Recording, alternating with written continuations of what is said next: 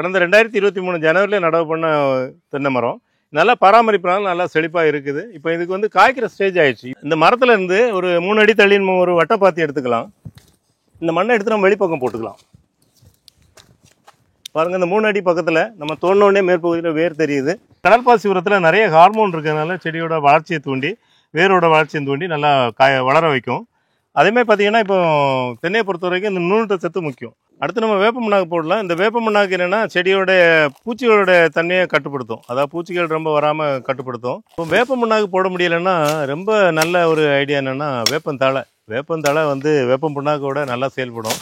இப்போ வந்து நம்ம எல்லா உரங்களையும் போட்டோம். இந்த உள்பகுதியில் இருக்க மண்ணை எடுத்து நம்ம அந்த குழியில் போடலாம். ஏன்னு கேட்டிங்கன்னா இந்த வெளிப்பகுதியில் இருக்க மண் வந்து நம்ம ஒரு வரப்பாக இருக்கும். இந்த உள்பகுதியில் இருக்க மண்ணை எடுத்து போடுறதுனால இந்த இடம் ஒரு தண்ணி தேங்குறதுக்கு வசதியாகிடும். பாருங்கள்.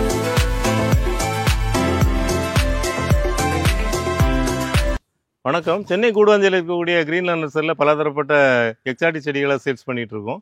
அதே மாதிரி பார்த்தீங்கன்னா தென்னையும் சேல்ஸ் பண்ணுறோம். தென்னையில் பார்த்தீங்கன்னா ஈத்தாமொழி தென்னை, அதாவது புவிசார் குறியீடு பெற்ற ஈத்தாமொழி தென்னை. ஈத்தாமொழின்னு நிறைய பேர் அப்படியே முழிக்கிறாங்க, யோசிக்கிறாங்க. ஏன்னா அவங்களுக்கு நிறைய பேர் தெரியாது. இது கன்னியாகுமரி மாவட்டத்தில் நாகர்கோவில் பகுதியில் இருக்கக்கூடிய ஊரோட பேர். அந்த ஊர் பேரை வச்சு புவிசார் குறியீடு வர கொடுத்துருக்காங்க. அதாவது காஞ்சிபுரம் பட்டு, திருநெல்வேலி அல்வாவுக்குலாம் புவிசார் குறியீடு இருக்க மாதிரி இந்த ஈத்தாமொழி தென்னைக்கும் புவிசார் குறியீடு இருக்குது. 2008ஆம் ஆண்டு புவிசார் குறியீடு கொடுத்துருக்காங்க. அந்த தென்னந்தோப்பை தான் நம்ம பார்த்துட்டு இருக்கோம். இது 3 வருஷம் ஆயிடுச்சு. கடந்த 2023 ஜனவரியில் நடவு பண்ண தென்னை மரம் நல்லா பராமரிப்புனால நல்லா செழிப்பாக இருக்குது. இப்போ இதுக்கு வந்து காய்க்கிற ஸ்டேஜ் ஆயிடுச்சு. இது வரைக்கும் அவங்க ஊடு பயிர் பண்ணிட்டு இருந்தீங்க இல்லையா, அந்த கீரை போட்டு, அப்போ அந்த சத்துக்கள் எல்லாம் அந்த கீரை போடக்கூடிய உரங்களை கூட இந்த மரம் எடுத்துக்கும். இப்போ இனி நீங்க ஊடு பயிர் பண்ண போறதுக்கு வாய்ப்பு இல்லை. ஏன்னா மரங்கள் ஃபுல்லாக வளர்ந்துருச்சு, வெளிச்சம் நீ கம்மியாக கிடைக்கும். அப்போ ஊடு பயிர் பண்ண முடியாது. அப்போ கண்டிப்பா நீங்க இந்த 3வது வருஷம் உரம் வைக்கணும்.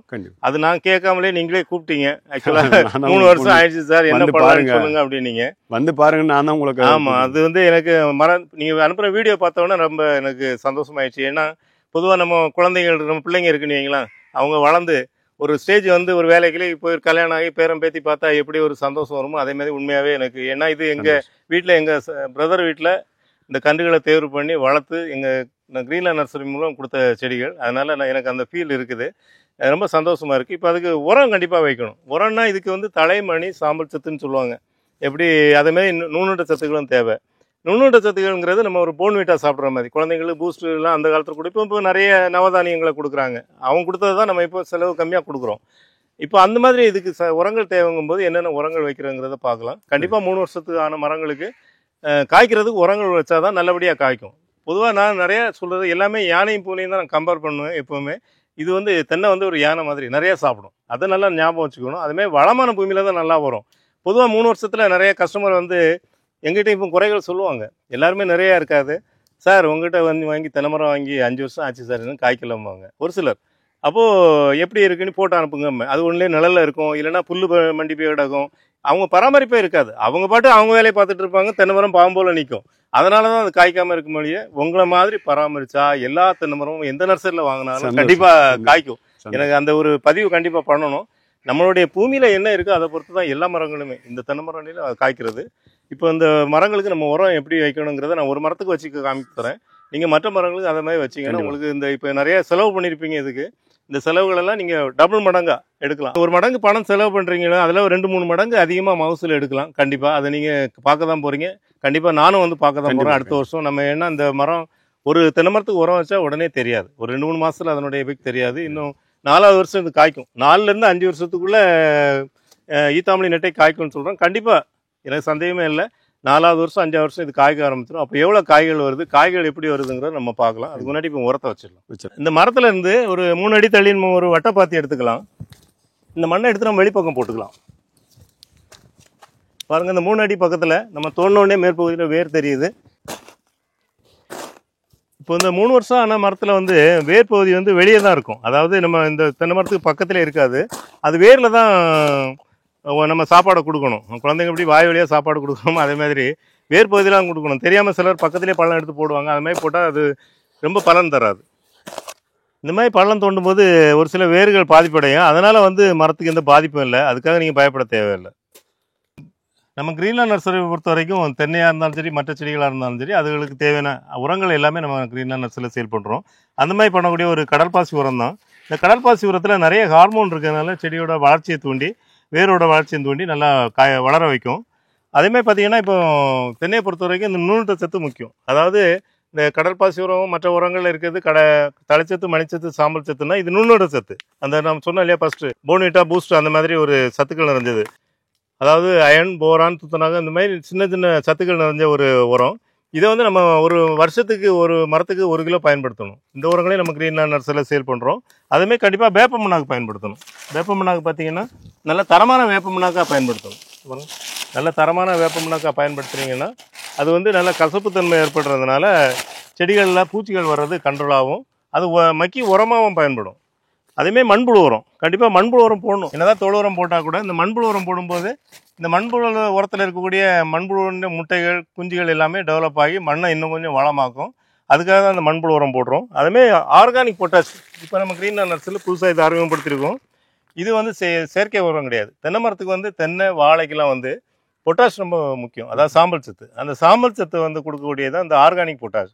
இந்த ஆர்கானிக் பொட்டாஷை போடும்போது இந்த குறும்பு ஊறுறது பூச்சிகளுடைய எதிர்ப்பு தன்மையும் கொடுக்கும். நீங்கள் கிராமங்களில் கேட்டிருப்பீங்க நெல்லை பூச்சிகள் வராமல் இருக்கிறதுக்கு கடைசியில் அந்த கதிர் வர நேரத்தில் பொட்டாஷ் அதிகம் பயன்படுத்துவாங்க. அது மாதிரி பொட்டாஷ் பயன்படுத்தும் போது அந்த இலைகளில் ஒரு மாற்றத்தை உண்டு போகணும் அந்த பொட்டாஷ் அந்த சாம்பல் சத்து.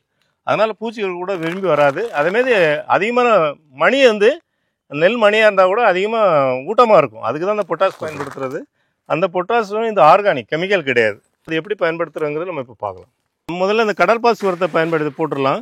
2 கிலோ ஒரு மரத்துக்கு பயன்படுத்துகிறோம். ஒரு தென்னை மரத்துக்கு வந்து 2 கிலோ கடற்பாசி உரம். இதே ஒரு ரோஜா செடிங்கன்னா 2 ஸ்பூன் போடுங்கன்னு சொல்லுவேன். மரத்தினுடைய சைஸை பொறுத்து தான் இந்த உரத்தினுடைய பரிந்துரை. 2 கிலோ உரம் இதுக்கு போதும். அடுத்து நம்ம வேப்ப மண்ணாக்கு போடலாம். இந்த வேப்ப மண்ணாக்கு என்னென்னா செடியோடைய பூச்சிகளோட தன்மையை கட்டுப்படுத்தும். அதாவது பூச்சிகள் ரொம்ப வராமல் கட்டுப்படுத்தும். அதுக்காக வேப்ப மண்ணாக்கு கண்டிப்பாக பயன்படுத்தணும். இது மக்கி உரமாகவும் மாறும். இந்த வேப்ப மண்ணாக்கு மக்கி உரமாகவும் மாறும். இயற்கையான பொட்டாஷ் உரத்தையும் போடலாம். Organic potash. இது வந்து சாம்பல் சத்து. இது பிஞ்சுகள் அதிகமாக பிடிக்கிறதுக்காக பயன்படுத்துறது. பூக்கள் நல்லா சீக்கிரமாகவே வரும். நிறைய காய்க்கிற தன்மையும் ஏற்படுத்தும்.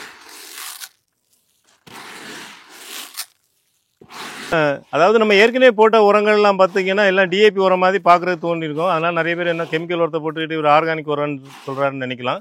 அதெல்லாம் கடற்பாசி உரம் தான். இது வந்து போடுறதுனால இப்போ எந்த பாதிப்பும் இல்லை. ஏன்னா நாங்கள் மாடி தோட்டத்துலேயும் எங்கள் தோட்டங்கள் பயன்படுத்துகிறோம். அந்த இடத்துலையும் மண்புழு வளருது. இந்த ஆர்கானிக் உரத்தை போடும்போது மண்புழு வளர்றதுனாலே உங்களுக்கு அது கெமிக்கல் இல்லைன்னு தான் அர்த்தம். இப்போ நம்ம மேலே வந்து நம்ம கண்டிப்பாக போட வேண்டிய ஒரு நுண்ணூட்ட சத்தை பயன்படுத்தியிருக்கோம். தென்னைக்குன்னு தனியாக நுண்ணூட்ட சத்து வந்து உரங்களை வந்து அரசாங்கம் பரிந்துரைக்குது. அந்த பரிந்துரைப்படி உள்ள உரம் தான் இந்த நுண்ணூட்ட சத்து, தென்னை நுண்ணூட்ட சத்து. அடுத்து வந்து நம்ம மாட்டு சாணம், அதாவது மக்கிற மாட்டு சாணம் எருவாக இருக்குது பார்த்தீங்களா, அதை போட்டுக்கலாம் மேலே. இது என்ன ஆகுனா மழை பெய்யும் போது நம்ம தண்ணி விடும்போது கரைஞ்சி அந்த சத்துக்கள் வந்து மரத்துக்கு கிடைக்கும். எல்லா ஏற்கனவே போட்ட உரங்கள் எல்லாமே இயற்கையாகவே செயல்பட்டு அந்த மரத்துக்கு சத்துக்களை கொடுக்கும். இப்போ வேப்ப மண்ணாக்கு போட முடியலைன்னா ரொம்ப நல்ல ஒரு ஐடியா என்னென்னா வேப்பந்தழை வந்து வேப்பம் புண்ணாக்கோட நல்லா செயல்படும். நம்ம இதில் ஏற்கனவே வேப்ப மண்ணாக்கு போட்டிருக்கோம். இந்த வேப்ப மண்ணாக்கு கிடைக்காதவங்க இந்த வேப்பந்தழையும் போடலாம். 2மே கூட போடலாம்னு தான் சொல்லுவேன். ஏன்னா அன்னையில் வரக்கூடிய பூச்சிகள் தான் பெரிய பிரச்சனையே. இந்த பூச்சிகளை கண்ட்ரோல் பண்ணுறது இந்த வேப்பந்தழை வந்து ரொம்ப யூஸ்ஃபுல்லாக இருக்கும். அதுமாதிரி தழை உரமும் நமக்கு கிடைக்கும்.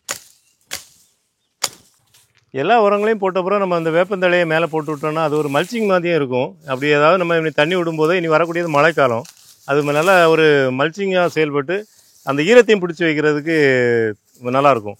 பொதுவாக தென்னைக்கு வந்து தண்ணி தான் முக்கியம். அதாவது ஈரம் நல்லா இருந்துகிட்டே இருக்கணும்.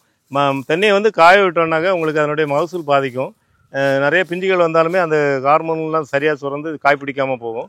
அதனால் எப்போவுமே ஈரம் இருக்கிற மாதிரியும் தென்னையை பொறுத்த வரைக்கும் பார்த்துக்கணும்.